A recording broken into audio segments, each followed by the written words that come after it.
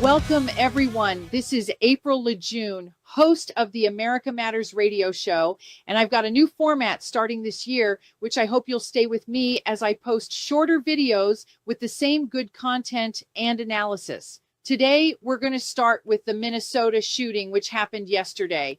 What you are about to see is not speculation. It is not interpretation. It is not opinion. It is video. 3 angles, 1 incident, and a coordinated attempt to convince you that what you are seeing isn't real. Within hours of this incident, the word murder flooded social media. Not investigation, not incident, not shooting, murder. That word was not chosen accidentally. It was deployed. At the same time, another phrase appeared everywhere: legal observer. That phrase is meant to shut down your critical thinking, because a legal observer does not block federal vehicles, coordinate obstruction, stand in the roadway during an active operation, or strike an officer with a vehicle. Now watch the video again.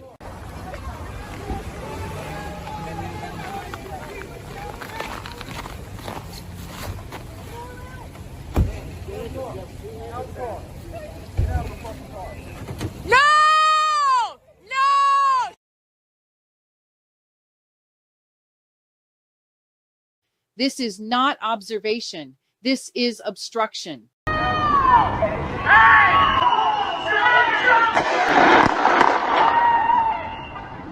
The driver was not alone. Her partner is already in the roadway. That matters because it establishes coordination. This was not panic. This was not confusion. This was a planned interference. The vehicle used to block ICE was registered out of state, Missouri. Another indicator this was not a spontaneous or random encounter, but intentional presence at a planned protest.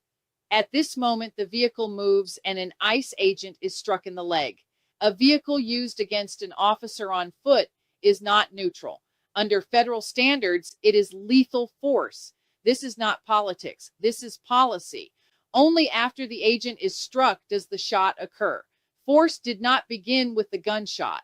Force began with planned obstruction and a coordinated interference. This vehicle movement was lunging toward the officer. We were told she wasn't involved. She was just trying to leave. She was not part of a protest. Under scrutiny, this narrative collapses. We now have text messages, history of active protesting against ICE, prior history of joining radical groups of the left. This is documented behavior. You cannot rewrite this video or her history no matter how hard you want to try. For more than a year, Democrats and left-wing politicians have escalated their rhetoric. They didn't just criticize ICE, they demonized them.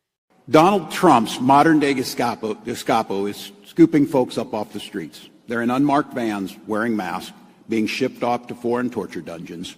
No chance to mount a defense, not even a chance to kiss a loved one goodbye, just grabbed up by masked agents, shoved into those vans, and disappeared. They sent CBP and ICE dressed in uniforms with automatic weapons into neighborhoods, and they began literally stopping anybody who's brown or black and asking them for papers.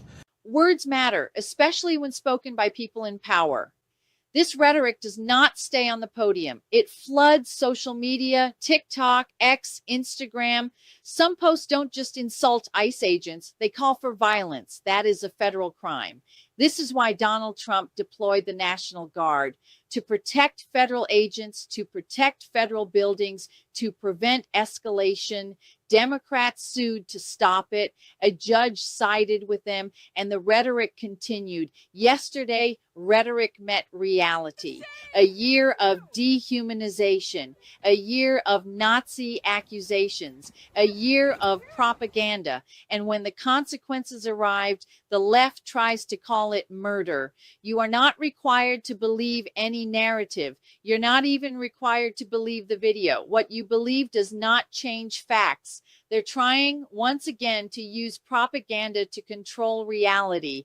They're literally trying to redefine it.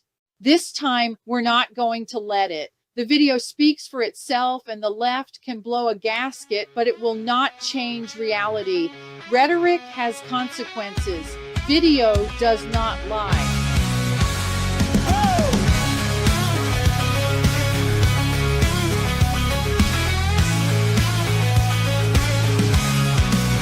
Cracks in the dark light breaks through shadows.